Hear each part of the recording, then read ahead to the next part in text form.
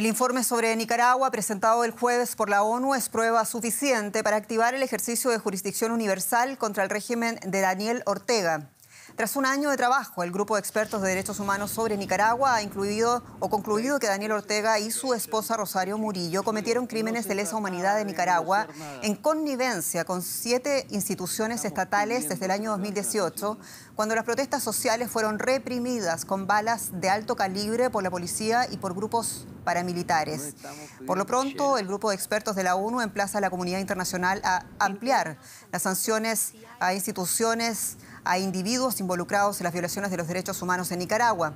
Los resultados de este informe implican que ahora cualquier país podría iniciar una acción penal contra el gobierno de Nicaragua.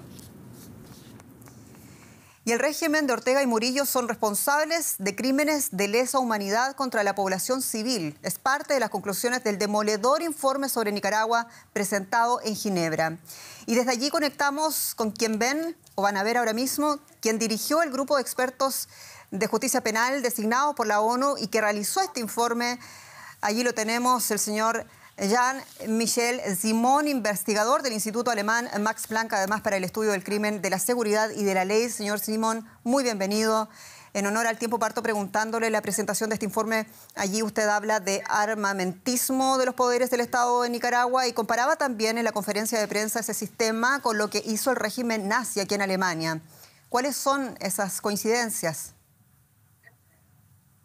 Bueno, la primera coincidencia es, muy buenas noches, que se trata de un ataque sistematizado y generalizado contra la población, que si bien no tiene la magnitud del ataque que dio la luz al tipo penal de crímenes de lesa humanidad, en el caso de Nicaragua es bien presente.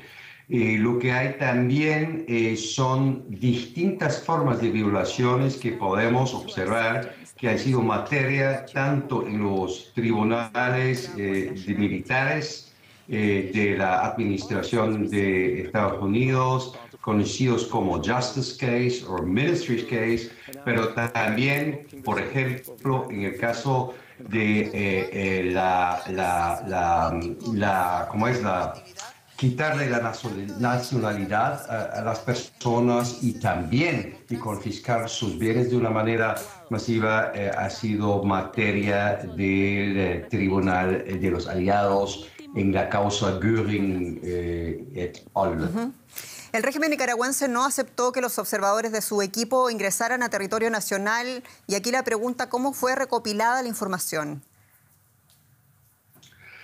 La información y la prueba que nosotros estamos utilizando es prueba testimonial, prueba documental, prueba forense donde sea posible, y ese tipo de prueba se ha recolectado afuera de Nicaragua. Tenemos muchas personas que están afuera, muchas de las víctimas, o casi la totalidad de las víctimas de algunas partes muy importantes de nuestro informe no se encuentran en territorio nicaragüense, y es con los testimonios de estas personas y con la prueba documental que también se ha logrado sacar del país que se ha podido aterrizar a esa conclusión, tal cual como en otros casos se han hecho, por ejemplo, en el caso de Siria. Muchas de las investigaciones que han llevado al juicio a personas que han sido sentenciados en Alemania se ha hecho afuera del país. Y a todo esto, con los resultados de este informe y en virtud también de la jurisdicción universal, cualquier país, sabemos, puede iniciar esa acción penal contra los presuntos responsables de las atrocidades, como por ejemplo lo ha hecho Alemania con criminales de guerra de Siria. Y ese es el deseo que expresaban también ustedes en la conferencia de prensa. Pero ¿qué países deberían hacerlo, señor Simon? Todos los países que tengan el marco normativo que permita poder enjuiciar ese tipo de conductas. Eso en primer lugar. En segundo lugar, no hay que olvidarse que muchas de esas víctimas también, o al menos algunas, tenían doble nacionalidad, así que ni siquiera es necesario tener como base la jurisdicción universal, es decir, la jurisdicción que no depende de la nacionalidad de la persona victimizada, sino más bien incluso en los casos de las víctimas francesas, de doble nacionalidad alemana, de doble nacionalidad española, de doble nacionalidad brasileña, etcétera. Las fiscalías deberían actuar incluso casi de manera oficial o oficiosa en estos casos. Y por último, ustedes han emplazado a la comunidad internacional también a ampliar las sanciones contra los implicados en las violaciones de los derechos humanos en Nicaragua. En su opinión, ¿de qué envergadura deberían ser esas sanciones? En primer lugar, deberían ser financieras, obviamente, y no solamente en el sentido de que sean individuales en cuanto a personas, sino más bien a instituciones que hemos identificado. También todo lo que esté relacionado también con conglomerado de empresas que son y cuentan con dueños que están relacionados con esos crímenes y con la cúpula del Estado también deben estar entrando en ese marco de sanciones.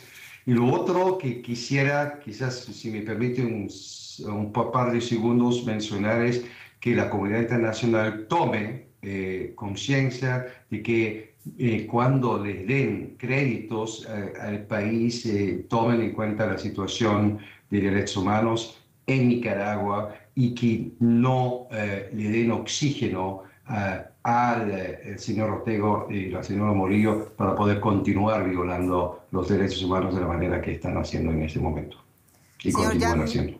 Señor Jean-Michel Simon, muchas gracias por esta entrevista en Deutsche Welle. Muchos saludos en Ginebra. De nada, muchas gracias. Adiós.